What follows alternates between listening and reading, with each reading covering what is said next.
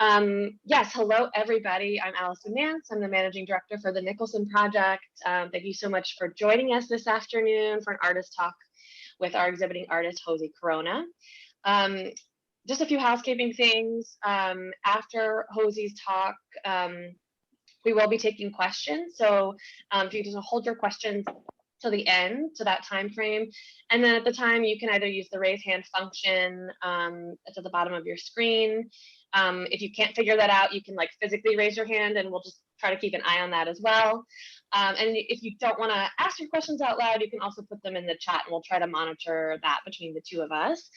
And yes, as Ellen had just said, if everybody wouldn't mind please muting themselves, that will help. And then you're welcome to put your camera on or keep it off, either one. Yeah, and so let's see. I just want to give a brief little introduction about the Nicholson Project for those of you who aren't really familiar with our program. We're an artist residency and we are located in the Fair Lawn neighborhood in Ward 7, which is in Southeast Washington, D.C. In addition to our residency, we have an exhibition space on the first floor, and then we also have a large neighborhood garden on our adjoining property. So our residency program provides artists with 3 months of living and workspace, monthly artist stipend, curatorial support with a guest curator, and then also additional funding and support to develop a residency project, which could be an exhibition such as Wayfaring that we're going to be talking about today. It could be a performance. I mean, it can be different types of activities. So as you might know, since you've registered for this event, Hoesy lived and worked with the Nicholson Project for 3 months this past fall, from September to November. And the exhibition Wayfaring debuts new work that Hoesy created while in residence with us. And he's also going to be talking a little bit about, he has a companion exhibition right now over at the Kreeger as well, and that includes work which is a partnership with the Nicholson Project and includes work that he also created during his residency, along with some of his ongoing other poncho series. Before I turn it over to Hoesy, I do want to thank the DC Commission on the Arts and Humanities for providing grant funding support for our artist residency program through their East of the River grants, to Helen Chasen at the Kreeger Museum for partnering with the Nicholson Project to present Weathering, the companion exhibition, to Wayfaring, now on view through March 19th. And also to Adriel Lewis, who served as a guest curator this past fall with us and worked one-on-one with Hoesy during his residency. So very thankful to everybody. So Hoesy, first, incredible congratulations to for this exhibition, but also all your exhibitions, because you have 3 exhibitions running concurrently right now, which is rare. You know, you have one at the Nicholson Project, you have one at the Kreeger Museum, and you also have one at Friends Art Space, which is different from those two. So I know we're all really looking forward to hearing about your practice and about Wayfaring and these other exhibitions. So with that, I'm going to turn that over to you and we'll get started. Okay, great. So let me go ahead and actually start sharing the screen just so that we have something. There we go. Okay, hi everyone. So I'm Hoesy Corona. I'm a multidisciplinary artist, really working across a variety of media, spanning installation, performance, a little bit of sculpture, some video. So, just really fascinated by materials and exploring them and finding, new materials that kind of like call me and then exploring that. My little presentation will cover, like Allison said, the exhibit at the Nicholson Wayfaring. And then at the end, I will also touch on my exhibition at the Kreeger Weathering, to kind of like, see the full spectrum and maybe see the connections there. And so, okay, I have a couple notes here just to, reiterate some of the text that you have seen on the website. In Wayfaring, I really created a situation where I wanted the audience to play the role of voyeur to these unidentified figures traversing space and struggling, making their way through man-made and artificial borders. They're, wearing these bodysuits, they're carrying suitcases, backpacks, and really on a forward motion. They're all, shown against, whoops, let me just go back here. They're all shown against some type of border, whether it's an impending waterway, an edge, a wall, those kinds of things. And again, touching on both the artificiality of how we divide land and think of ourselves existing within space. Um, this series in particular, what you're seeing right now, is a continuation of my ongoing series, really a performance series called Climate Immigrants. And so if folks are familiar with my work, that's kind of like what you've seen as that series, which is a performative series that has performers wearing wearable sculptures that I call climate ponchos. And so, the body is very much obfuscated. And then within these climate ponchos, which I do have a couple in this exhibition, there's these figures that are pretty much traversing space themselves. So obviously with COVID and our current circumstances, in this exhibition, I ended up creating a continuation of that performance, but a performance for the camera. So I ended up working with a performer and really kind of almost plucking those visuals from the climate ponchos and manifesting them in space. So here, that space ended up becoming a imagined landscape of sorts for each one of these fabric panels. And so, yeah, I hired a performer. We worked with, a green screen and a performance for the camera. We have both video and photos. But for this exhibit, I really focused on isolating those photographs, those images of the single figure. And then, like I just mentioned, I then went in and digitally created these landscapes that kind of supported my intentions of, seeing these figures traversing space and in situations that, I mean, there's like a fire at the end of this middle one here, but a lot of them, that there's some kind of danger or dangerous element within this world, but you're not really sure what that danger is. So again, just really enjoying having the audience play that role of voyeur. Like you're perfectly safe in the gallery space or in the viewing room, engaging with these images, but again, we are witnessing these people, going from place to place. And so the manifestation of those digital collages and the performance for the camera manifested in these large scale color prints on fabric, which is a new material for me. And it really stemmed from looking at the space and having lived at the Nicholson Project for those 3 months. And I was really interested in activating the gallery spaces as much as I could. And the first thing that I noticed were these windows. So behind these two panels, there are two windows, and I really wanted to utilize that wall. And so I think that, while playing around with different materials, I realized that the fabric would really be conducive to kind of both, covering that element, but also allowing light to shine through to kind of like give us a sense of the outside world or this like ethereal moment. And actually, when we were installing, so these images, it's a little bit hard to see, but there is light coming through from the outside. And when we were installing, without the lights, ladders everywhere, it really felt almost like a chapel. It was a very like meditative space with that particular day. It was extremely sunny. So they were just glowing. And yeah, that was just something I really enjoyed. And so, yeah, with these images, a lot of my work, I feel like, as a lot of artists, it really has this kind of personal background a lot of the time. So yes, I'm always digging from my own experiences, from my own migration story, and from these mythologies that kind of accompany us as immigrants, from our families. We hear stories. So, this mythology started to develop at a very young age of hearing about so-and-so or a family member crossing this space or, traversing dangerous situations or swimming across waterways. And those, images are very vivid because they're just ongoing. Like these are the stories that are kind of like creating your reality and maybe also warning you of the type of world that we live in.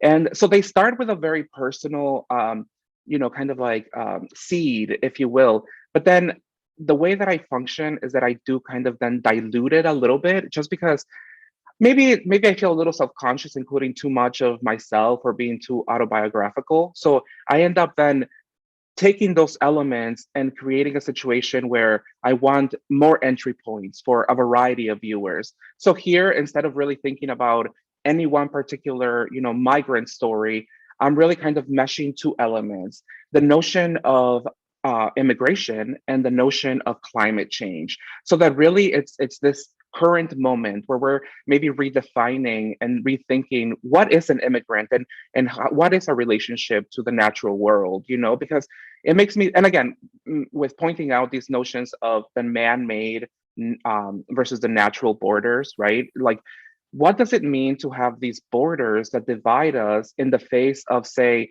fires that are roaring in California, or rising waters on the coasts? And how are we impeding movement of peoples when we've created a disaster?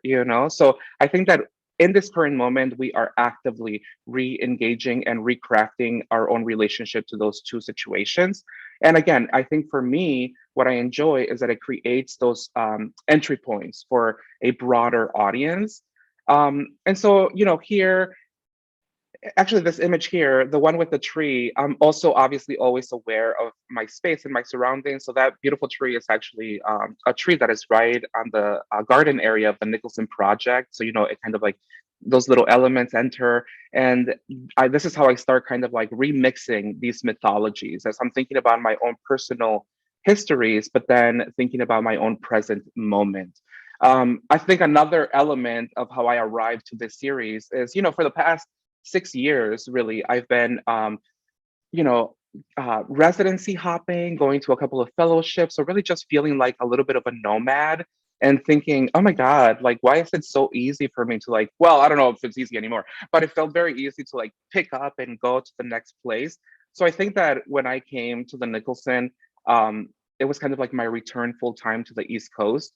And so I think that elements of that are also infused in here. Again, just people traversing space, not necessarily just immigrants, but even this residency hopping that I'm talking about. It's like it's within the States, but this idea of moving through space, like learning about our environment. The last place I was at was Tulsa, Oklahoma, and it has such a both rich and devastating history, the land does, with both, the Trail of Tears, like 30 plus, I think 35, 36 tribal nations being forced to move there, and simultaneously the nasty history of the Tulsa race massacre. The most prominent Black community was razed to the ground through intentional fires. So for me, doing those explorations really has broadened my spectrum of how I understand the country. And again, it really ties into these notions of people moving through space. Like, what does it mean to be in the South? What does it mean to be in a blue state, in a red state? And how are those things manifested, through borders? And so I actually, here in the background, you see one of the new climate ponchos. I call this a climate poncho prototype. So that's really looking back at where the series began. But here, during the opportunity at the Nicholson Project, I really focused on exploring new materials. So here, instead of my usual materials, I ended up printing these images on paper. And then I covered them in cellophane of sorts. And that's kind of like a new exploration. I call them prototypes because they're not quite resolved, but they work for this moment. But really and here to the right, you see a mini climate poncho, which is more in the traditional sense that I've been creating those climate ponchos. And actually, this image is great because then over to the left, you see a sculptural form that also made its way into this exhibit through my investigation of materials at the Nicholson.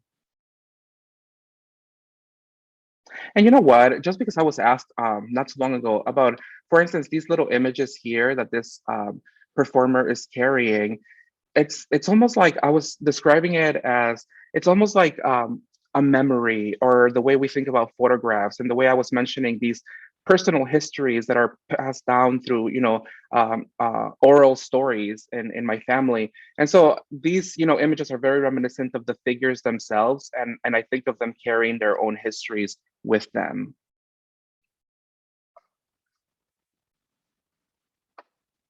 Ooh, and there we go. Here is another little detail. And you know what? Actually, when I was talking to one of my family members, I was really taken aback by, they really had an emotional reaction to these images. And something that stuck with me was they described it as a humble representation of the migrant. And I was like, oh my God, that is. And again, these again, the personal stories that kind of like come through me are thinking about, dealing with traveling to the border to Juarez and dealing with paperwork and seeing all the migrants, in long, long lines trying to like lawfully, secure their passports or whatever it may be. And then a number of them not being able to do so and then finding other ways to enter the country. But I think that those memories pop back in. And when I heard a family member describe them as very humble, I think that it just illuminates my own memories where I'm like, I know where that's coming from. This is the second gallery. And here you see a couple more climate ponchos. And this one here, as well as this one back here, are also prototypes on paper. And again, that's kind of like the future of the climate ponchos, where I really enjoy creating these other worlds through digital means and then manifesting them through prints. So I think that there's a lot there for me to explore as I move forward. And then in the center, you see some more of the sculptural forms. And so, for instance, in these two panels, they're a little bit different from the other gallery, where they are now not necessarily, performers themselves in enacting this performance, but they are taken from actual climate ponchos that I've produced and then blown up through print. So there's kind of like, again, a reference to their own history, my own history within the work. I love this image. I just do. I'm like, I don't know. I think it's the fact that things are now fully centered and there's kind of like an angular situation about them. And this is actually the one large scale traditional climate poncho. And here I'm exploring new materials, but it's still within these weatherproof materials that the original climate ponchos have been made in. Again, the paper prototype.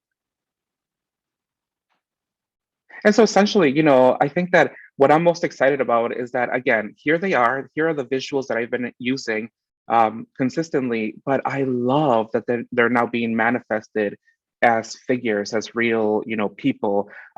So there's something there, and I'm so excited to keep exploring that.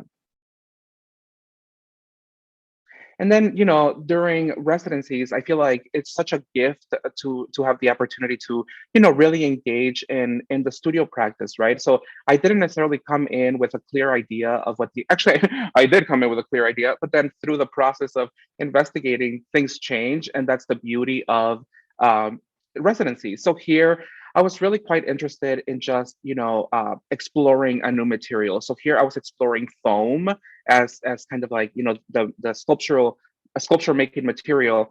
And, I'm not necessarily thinking too much about, well, what am I making? But I know myself enough to know that certain motifs, poke their heads every time that I'm like mindlessly doing something.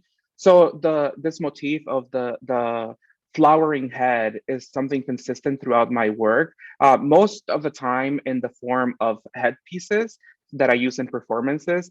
But with those works, I end up including a lot of familiar materials and also handmade elements. Here, I was really interested in just crafting the entirety, by hand.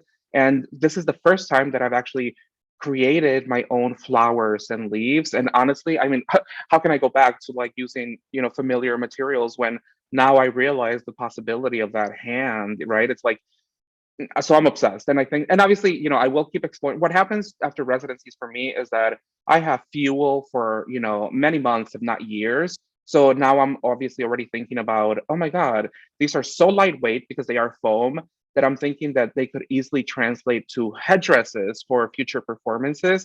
But at the same time, as I was exploring this material, I was just focused on translating those headdresses into solid, vase-like forms. So there's also something there with like a more solid sculptural, object that I'm really intrigued by. And obviously, I think there's definitely a correlation because at the same time that I was developing these, I was looking at the Kreeger Museum and looking at some of the locations for a possible exhibit. And in their atrium, their little garden atrium, there was this Mayan god's head, and that and I had the Kreeger book, so it was always open. And again, I'm not making these connections immediately, but the book was that there's documentation of the book being open. So I'm like, okay, there it is. Like it was influencing me regardless. But yeah, I think that, I'm not necessarily connecting all the dots right away, but eventually after the forms are created, I start to make those connections. There's just, again, the blooming head for me is just so symbolic of who we are, of the possibility of our growth, of our death. And yeah, I'm really taken aback by these, and I can't wait to get back in the studio to really manifest, the next phase of them.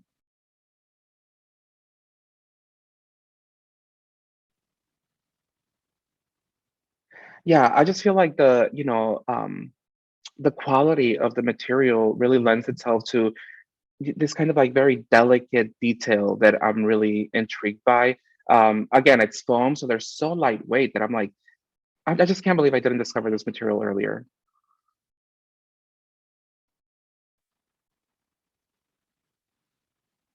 Okay, so this is the last image of the Nicholson, which I love with the walking figure. And then I want to take you to a different site in the Kreeger Museum. So this is the companion exhibition to the Nicholson Project, and this is weathering.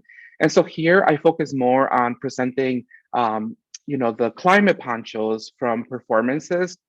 So in many ways, it's ephemera from performances and just presenting those without the performance itself. And in the text for weathering, I really kind of hone in on the materiality of these works, which is yes, they're weatherproof. Yes, they go in line with the notion of climate immigrants or migration or shifting from one place to another place. And elements of home are evoked, the notion of protecting yourself. But simultaneously, I bring up the fact that these are some of the, kind of like most problematic almost materials that we are currently have in are consuming as a world. But then I point as well that this is not an isolated situation. Just check your wallet, you have bank cards, check your food containers, check some of your clothing, check your photographs, like again pointing at this kind of like just our relationship to plastics and how, because plastics historically are not necessarily a bad thing. If you think about when you go to the hospital, they save lives. Like we are constantly engaging with these materials, but it's just our culture and the way that we are such a throwaway society, that we overproduce and then create a problem for ourselves.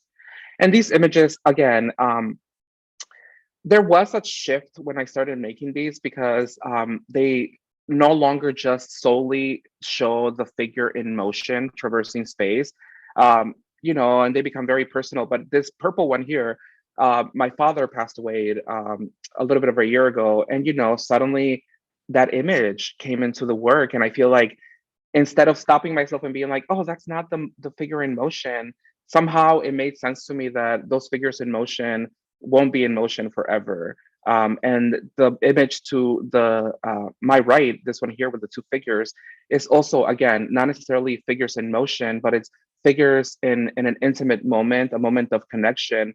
And it really kind of brings up for me this idea that migrating or moving across spaces or forced migration is not necessarily all like gloomy, right? It's like within that context, we are still human beings. Like we're still going to find beauty in the natural world. We're still going to be able to joke around with each other and enjoy each other's companies. And as we are, dealing with whatever situation we may be dealing with. Here's a close-up of a climate poncho. The mother or father and child appears often. And again, I think that just goes back to my connection to these histories, these kind of like generations of movement. And then here are actually the headpieces that were the first iteration of my investigation with this foam material. But here I still was including some familiar elements, AKA the florals. They are found materials, but then I also started to introduce some handmade elements. And then the heads themselves are all handmade. But I think that handmade is the way to go in the future. And and I'm always remixing mythologies. So for me, I'm like, yes, I'm looking at the Mayan head at the Kreeger Museum, but I'm also just like inventing my own narrative. So here I'm seeing them as these social media influencers who see themselves as stewards of the earth.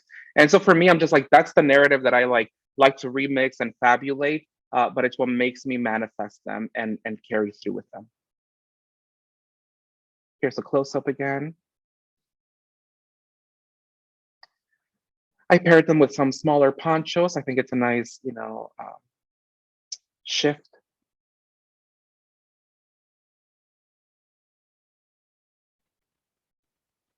And they're also like drag queens, aren't they? Like I'm like, they're wearing this makeup. They're very confident. They're very don't f with me. Like this one, when I was at the Nicholson Project, I had it on a shelf, and in the middle of the night, 1 a.m., I'm working on another one, and I look over.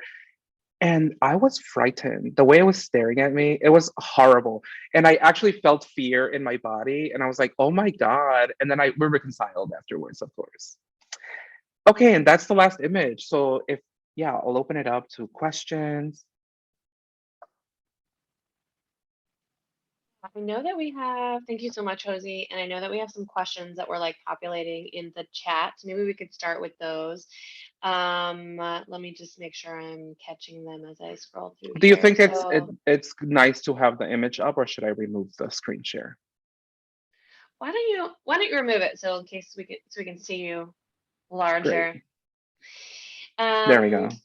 So we had a couple questions about materials. One of the questions was, are the pieces, the textile pieces, are these pieces digital images or photos digitally manipulated and printed on fabric? And then I think there was a follow-up to that from someone else about where you're making those, either those prints or the other prints. So those, yeah, they again, the process is very simple. Where again, I work with the performer. We create a setting. For this, I definitely focused on also making sure that I had some green screen images, just because from the get-go, I knew that I was going to be isolating the figure. There are some video elements, but those didn't make it into this exhibit, so stay tuned for those.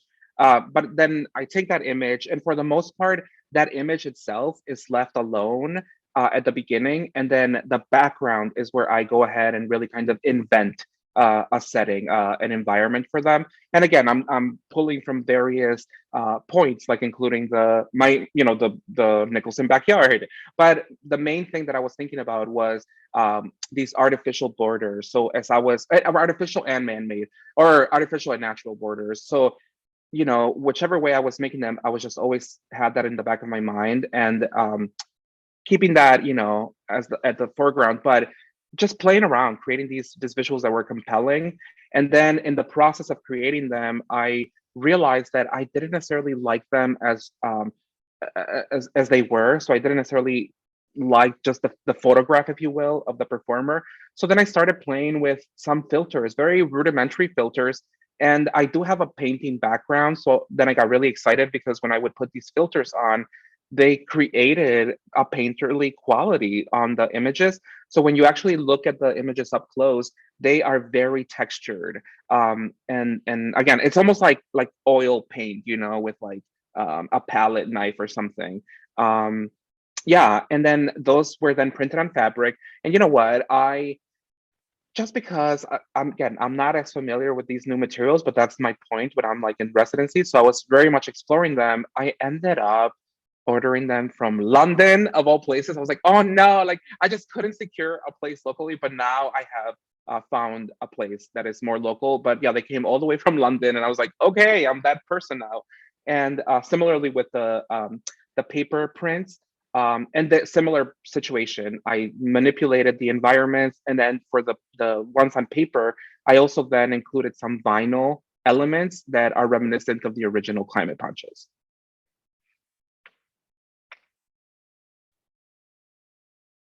Oh, you're muted. Thank you. That's always me in every Zoom meeting or talk. What can you tell us a little bit about the original inspiration for the flowering heads or headdresses, which we've seen like in your performances, and now we're seeing them translated into the sculptures? And then also, what are you talked a little bit about it, but like about the materials, since it's the two different materials, the heads. The plant people, the all white ones at Nicholson are different materials than the ones that are at the Kreeger. Yeah, so I think it definitely has a start in my early days of performance. Again, I was trained as a painter, but quickly realized that I was hammering paintings together and creating these sculptural forms out of the paintings, and then throwing them over my body. And then I was like, okay, wait a minute, like there's something going on here where it's either sculptural or performative. And I think that that kickstarted my interest in just really focusing on a lot of performances that were very much heavily, I don't call them costumes, I call them wearable sculptures, but heavily costumed, for the lack of a better word. And through that, I would always give myself, a little assignment, and I would be really exploring materials. And so, I think that I never really mentioned it, but at the time, I put myself through college by working as a florist full time. So it was already there. You know what I'm saying? It was like the visuals were already there. I was always engaging in these arranging flowers and creating, just these floral arrangements. And then when I went to the studio, a lot of that starts to like seep in, So as I'm constructing a wearable sculpture, the floral elements start to emerge. And again, just I've always been so connected to like the notion of the natural world. And I think that, I come from a very small town in central Mexico of like 300 people. And, there was always such a connection to the land and living off the land and with the land. And then I, did this job as a florist. And so I feel like that connection has always been there. And it definitely comes through my art, where it's almost like I've been almost doing like a visual protest of the way that we are engaging with the natural world, and that manifested as quite literally embodying Mother Nature. But instead of Mother Nature, it was that bitch Mother Nature, because she was like not necessarily your friend. She was both your friend and your enemy. Like, you're messing with me, I can destroy you at any minute. And that was kind of like the vibrancy of the performances, where they were very confrontational and direct with the viewer. And now, as they are kind of like, shifting into more sculptural forms, I think just the again, the presence of the sculptural form itself is good enough for me. But it does start from that performance origin. And you just mentioned wearable sculptures versus costumes, and I was thinking the same thing, Sarah. Sarah is asking if you're inspired by Nick Cave, and I was thinking about when Nick Cave came and spoke at the Hirshhorn. I can't remember how many years ago that is now, and I think the moderator had referred to them as costumes, and he was very specific, like they're not costumes, these are wearable sculptures, right? So I was wondering, like, yeah, as Sarah said, was Nick Cave an inspiration for you, or how does that tie into your work at all? Yeah. So you know what? I mean, and I can't even remember which came first, if I was like already, working on the stuff or not. But Nick Cave has always been one of those artists that has always been somebody that of interest to me, because it was just so fascinating. You know what I mean? The materiality, the accumulation of materials, crafting and becoming this larger than life situation. So that was always there, but I don't think I necessarily made the connection until later on. And of course, certainly after many, many studio visits with people, and everybody's like, Nick Cave, Nick Cave. So I'm like, okay, like you are cementing that's a connection that folks are making. But yeah, I've always been obsessed with Nick Cave. There's also some, performers, Astrid Haddad in Mexico City, who is, maybe folks would consider her more like a cabaret artist, but really she's a performance artist, and takes traditional songs and creates performances out of them. But no matter the situation, she is always creating these over the top costumes, and she does call them costumes. I mean, to your point about Nick Cave, I do remember hearing Nick Cave say that from time to time. And I was like, I need to pick that up, because, he was talking also about value systems, and how a costume, we think of Halloween, and a sculpture, we think of $50,000 at a museum. So making that distinction for me became very important, just in elevating the work, and making sure that it was like, taken seriously. But as Street Haddad, doing these wonderful, overwhelming costuming situations, and then these beautiful performances really influenced me. And then Jesusa Rodriguez, who is also in Mexico City, really influenced me. She is a more of a theater artist, and people are like, no, you're doing performance art. And she's like, yeah, but it's theater. And I'm like, okay, girl. And so, but she's just brilliant mind creating these like gut wrenching and gut punching situations where you're like, oh my God, like you're expanding the way I think about the world. And she is so badass that actually, like, just a handful of years ago, she ran for like Mexico. I can't believe what position, but she ran for like Senate or something down there and ended up getting elected because she's that kind of woman. And I was like blown away by that. So again, I think that definitely Nick Cave, but even before Nick Cave, there were like there, because Nick Cave was also influenced from I'm not sure which region in Africa, but there's like, especially the raffia costuming. He's very much pulling from that. But in the States, we don't think of the world existing. We think of ourselves as like selfish individuals that are like, it's just all about us.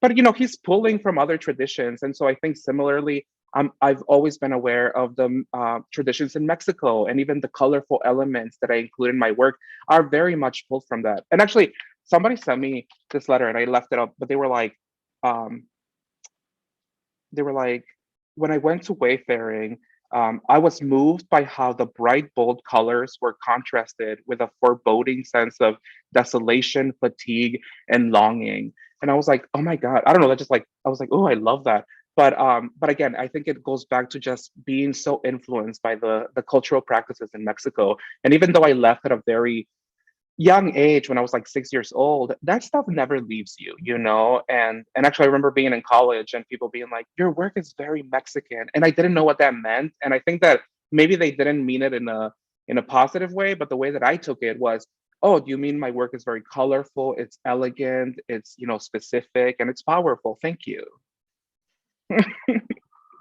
Um, so also a question from the chat, and this is something you and I have been talking about for like the past 5 months, is about you're talking about climate triggered immigration, this like kind of as people kind of waged war on Mother Nature and all this, and then also thinking about the materials you're using yourself in the making of like a lot of the plastics. And so sort of, how do you find balance in that, or how are you thinking through that for your own practice? So I think that I think about it and it's very clear cut. And I'm like, these are the materials I'm interested in. This is our current reality. Look at the way we engage with these materials, specifically plastics. Like, they're all around us. We throw them away. We like, yada, yada, yada. But I have found that it's actually viewers or people engaging with the work who have a very kind of like specific reaction where they feel that they almost want to. I feel like a lot of the times I feel that folks want to acknowledge that you are being a bad person by doing this. And for me, I'm like, well, let's broaden that conversation. Like, how are we all engaged in this? For that time when folks were really going after banning straws, plastic straws, and I do have metal straws, but people are like, that's going to fix everything. And I think that that way of thinking is not going to the root of the problem, which is, as a society, as like industry, these are huge like situations that are beyond any one individual. But I'm always very much aware of that. And I think, again, for me, it's more the recording who we are in this time at this moment. And unfortunately, plastic is the name of the game. And then aside from that, I'm also thinking about, kind of like the context of the climate immigrants, and thinking about, these need to be weatherproof materials. Like, even though they're, fictitious situations, well, not in the real world, but in my practice, I want them to be weatherproof. I'm also making artworks. And even though there's something so beautiful and poetic about creating work that is very ephemeral and that, disappears over time, I'm also very much aware that I want to make long lasting objects. I want them to just stand the test of time. And as a Latinx artist, I think that also kind of like very much entered my thinking early on, because historically, we haven't been the most recorded or collected. So I'm like, no, I am not trying to make stuff that is going to disappear in a split second. But then there's Ana Mendieta, and she did amazing with these ephemeral realms. But that's how I think about it. Great, thank you. Do we have any more questions? You're welcome to just raise your hand and ask them, or you can put them in the chat. No? Hey, well, Hoesy, thank you so much. This was really great to hear a little bit more in depth about both of your exhibitions. He also has an exhibition up at Friends Art Space right now as well. So 3 places around the city. So make sure to check all of them out. Wayfaring is up through March 12th, and Weathering is on view at the Kreeger until March 19th. Right now for Wayfaring, we're by appointment only. So you can make an appointment pretty easily just through our website. You can go to the website, go to visit us, and there's like a contact form there, or on the exhibition site as well. You can also send me an email directly or reach out to us on Instagram or Facebook. If you can't make it out in person, we do have, you can access an online viewing room where you can see all the exhibition images and learn a little bit more insight about Hoesy's work. We are planning a in-person closing reception on March 12th, and information is all on our social media and our website. So we do hope that we'll see you in person. It'll be really nice to celebrate Hoesy's work together, face to face. I also wanted to mention that we do have a new artist in residence, Kokai, who just started with us February 1st. So we have a lot going on this month. So please, stay tuned for all of that. And again, Hoesy, congratulations to you on your exhibition, on all your exhibitions. And everybody, thank you for joining us this afternoon. Yeah, thank you so much. It was lovely to speak to all of you. Thank you.